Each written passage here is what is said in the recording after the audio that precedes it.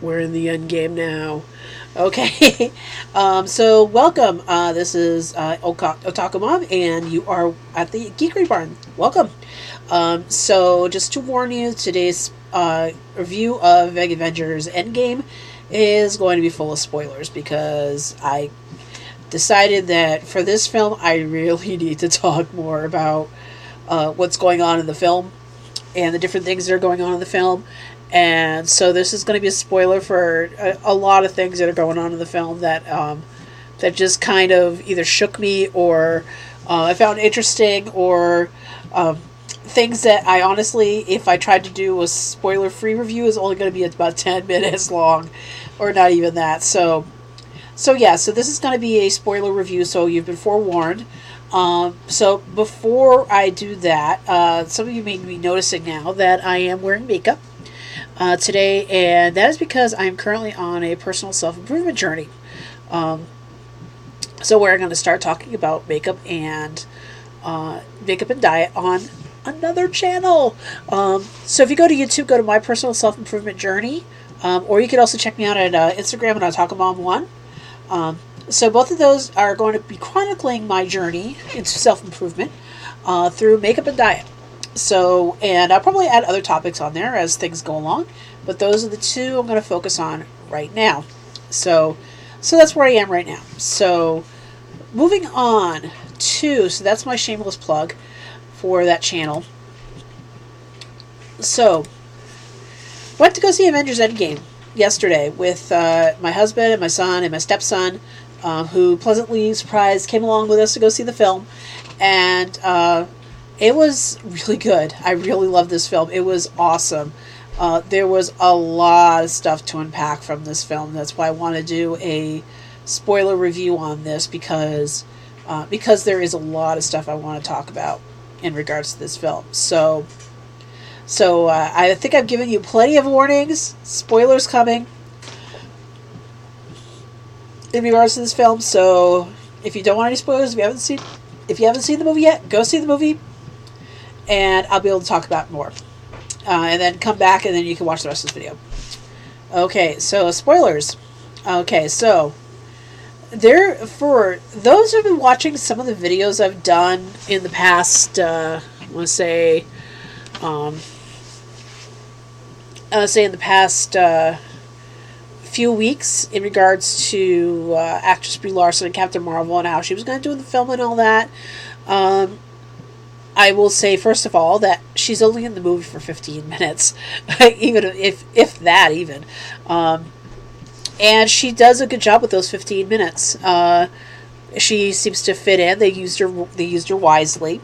And she's actually not in a lot of the film. She comes in the beginning. She comes at one point during the middle for a little bit. Not even in the middle. She comes in at one point, and then she shows up at the end, and that's about it for the final battle. And that is her whole entire screen time. The rest of the time, they very wisely focused on who they needed to focus on. Now, this honestly is I always call him Captain Avenger. Captain America's movie. This is really, truly his movie. He has the most screen time. He has the most hour and something minutes, which makes up for the screen time that he had in the lack of screen time he had in Infinity War, and I think they wisely did that because for whatever reason they didn't have as much in Infinity War. But I think it was because they were intending on making Endgame his film in a sense. Everybody has their own little moments, and everybody has their own little stories that they have going. And there's a lot of character arcs that are wound up, that are winding down. And I honestly, there are some character arcs which I don't honestly think they're finished yet. Obviously, there's some that aren't finished. But there are other ones that are pretty much, they're done. They are gone. And so, for example, this wraps up the whole animosity arc between Iron Man and Captain America. So now they're working together again in this movie.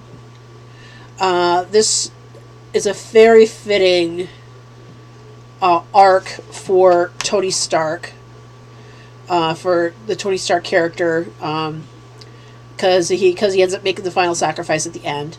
And oh my god, am I so glad they didn't have Captain Marvel do that one, because I think if they did that everybody else would be like ooh, and because that Deus Ex Machina, and because that would have been the most ill-fitting one. But Tony R. Stark had his moment. He basically made the ultimate sacrifice at the end. Captain America has a very fitting ending to his story arc, in which he doesn't make a sacrifice so much as he actually kind of makes a sacrifice, but a very fitting one. Not one where he dies necessarily, but just one that fits his character and fits the whole thing. Which I'll talk about more in a little bit. Thor, I think his is going to continue as far as story arcs go, because I honestly don't think they're done with him yet. And I've been hearing that some people were complaining about them turning Thor basically into a comic relief in this one, and yeah, he got a lot of laughs, but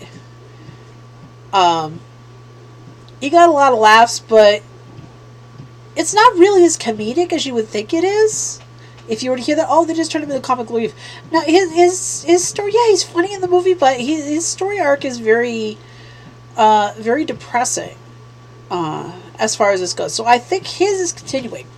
They're going to continue with his, and I think now with the direction that the Russo brothers have decided, and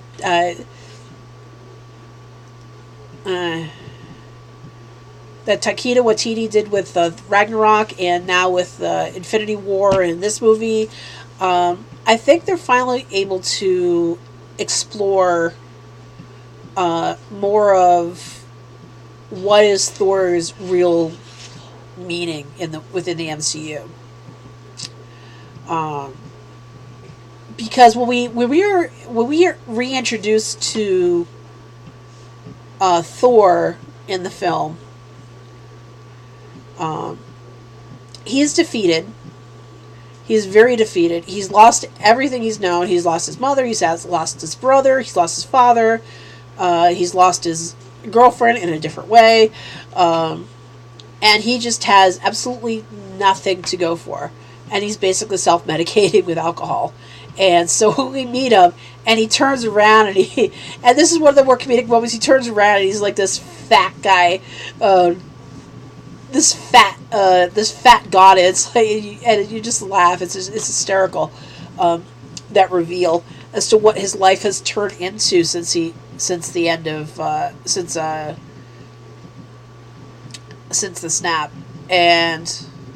But I mean, there's some serious undertones to it in that his character has been defeated. He's in depression. He's in serious depression at this point in his life, and he doesn't really know what to do with himself. And he really can't be a leader to the Asgardians at this point, who are now like all in this little fishing village. So he's kind of given a second chance, and I like the fact that they didn't just simply put Thor in like a they didn't put Thor in like a montage. It's like a training montage to get him back to his fit ways. No, they kept him fat for the rest of the movie. And it's hysterical because of all the other characters are making reference to it as to how he turned out and whatnot. So depending on how far away they set, and I'm just gonna point out by the end of the film, he's now part. Thor is now traveling the universe with the Guardians of the Galaxy, and minus Gamora, and so it depends on what it'll be interesting to see what they do with him, as far as and how far away they set Guardians of the Galaxy at that point. And what they're going to do at that point. And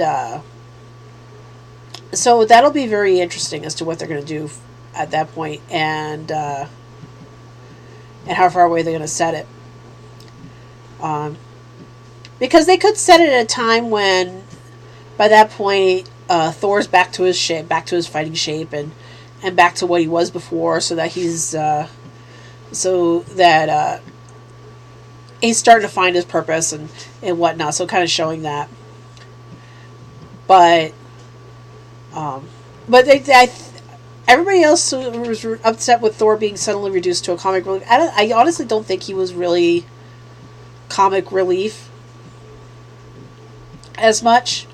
I mean, it was kind of telling pain through comedy. Is kind of the way that I would put it.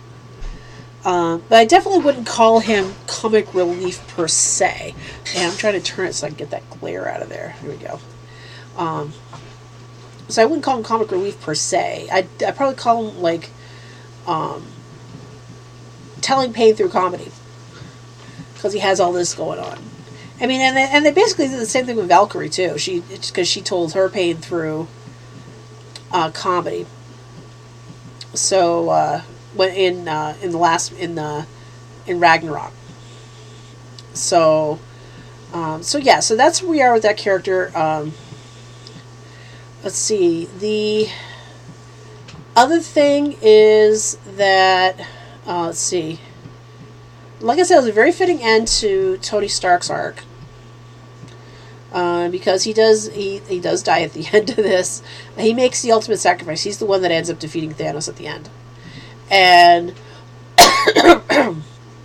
and so he ends up making the final sacrifice at the end. And so he ends up dying, which is a very fitting end to his character arc.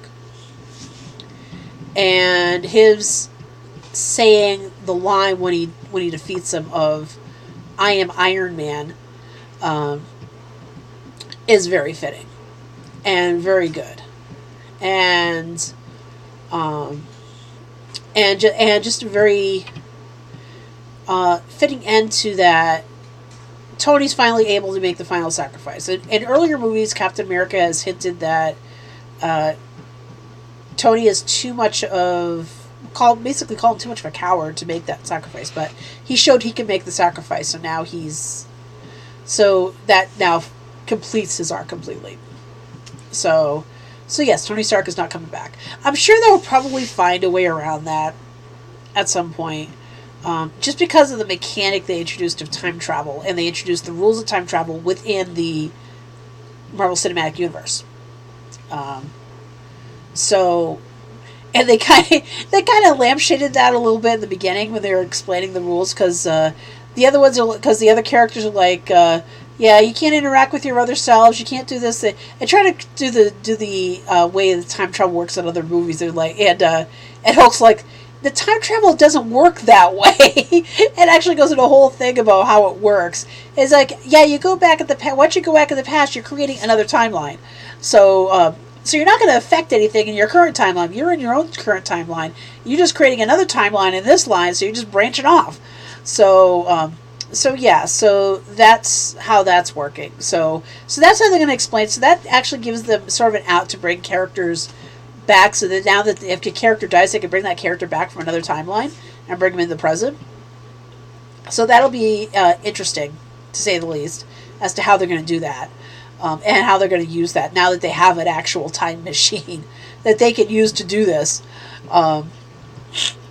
And I like... What was the other thing I liked? This play has some really funny moments, and it's one of those films where, considering how Infinity War ended, you really can't be that dour throughout a film like this, especially if it's going to be 3 hours. It can't be a complete depress fest the entire time. It has some really funny moments in the film. Like, for example, they go. I mentioned they bring in time travel. They use it to bring back the Infinity Stones, and at one point they go back to 2012 to the first movie, and Tony Stark is there, and he's looking at what happened in the first Avengers movie, and he's watching the proceedings, and he's looking at Captain America, and he says something to the effect of, and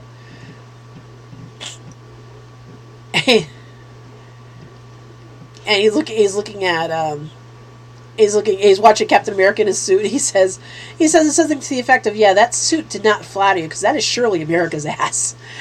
and and and it is just so fun, and it's hysterical. And there's a lot of funny moments, like a lot of moments with Rocket, and a lot of moments with Thor. It was Rocket and Thor get paired together. To go get the Reality Stone out of Jane in the past in Asgard. I think it was Hulk. I think it was let's see, Hulk, Stark, and Captain America are in New York getting the three stones there, the time stone, the time stone, the mind stone, and the power and the space stone, also known as the Tesseract. And then you have Scarlet. I almost call her your actor name. Then you have Black Widow and Hawkeye going for the Soul Stone, and that was the death that surprised me the most, because if you've seen Infinity War, that isn't a spoiler that someone has to die in order to get that stone. In order for them to get that stone, it was shocking. It was surprising as to who it was, and because Black Widow ends up dying, and because she also makes a sacrifice, in that she sacrifices herself in order for them to make sure they get that stone, and. Probably one of the more surprising ones, because it seemed like they were setting it up so that Hawkeye was going to be the one to, who at this point Hawkeye is now groaning, but it seemed like they were setting it up now. So they were setting it up through the movie that Hawkeye was going to be the one to die, but no, it was actually end up being Black Widow that sacrificed herself in order for them to get the Mind Stone. Sorry, not the Mind Stone, the Soul Stone, and. Which was really shocking, which kind of now confirms that it looks like the Black Widow movie is going to be a prequel to all this, because they couldn't bring her back. So when they snapped everybody back into existence, they were able to bring back everybody that was taken from when the snap happened. They weren't able to take anybody that had died from other means, but anybody that died because of the snap, they were able to bring them back. So they were able to get all those people back, and. So some things that I liked. There wasn't a whole lot that I didn't like. I really can't. I think I would have to analyze it a little more. If I have any complaint, probably maybe the first act, maybe just a little bit of a slow burn. But I think they did that on purpose, which is why I say it's like a minor thing. They did that on purpose just because they're trying to reintroduce a whole lot of different characters and also introduce Captain Marvel into this universe. And a whole bunch of other things going on too. So there wasn't a whole lot that I didn't like. Like I said, the first act was probably dragged a little bit, but just a little bit, not much. But other than that, it honestly did not feel like a 3-hour film. It felt like a much shorter film because the pacing was just there. Everything was going on. And it was just awesome. A very fitting end to the series. And I just recommend that you go see it. So, if you're watching this, hopefully you have seen the film, because I just spoiled a bunch of stuff. I just realized that. So if you have gone, take somebody you know. Don't spoil it for them. Take somebody you know, and go see this again. I should say, go see it again. My next movie that I'm going to go see is probably going to be Detective Pikachu in a couple weeks. Because I'm going to take my son to see that. I'm going to take my son to see that. So I'm gonna take my son to see that one. So I'll probably have a review of that one up too, and we'll see if Detective Pikachu is gonna be the movie that actually redeems video game movies. So I will come back with that review in a couple weeks, and I will see you on the flip side. Bye.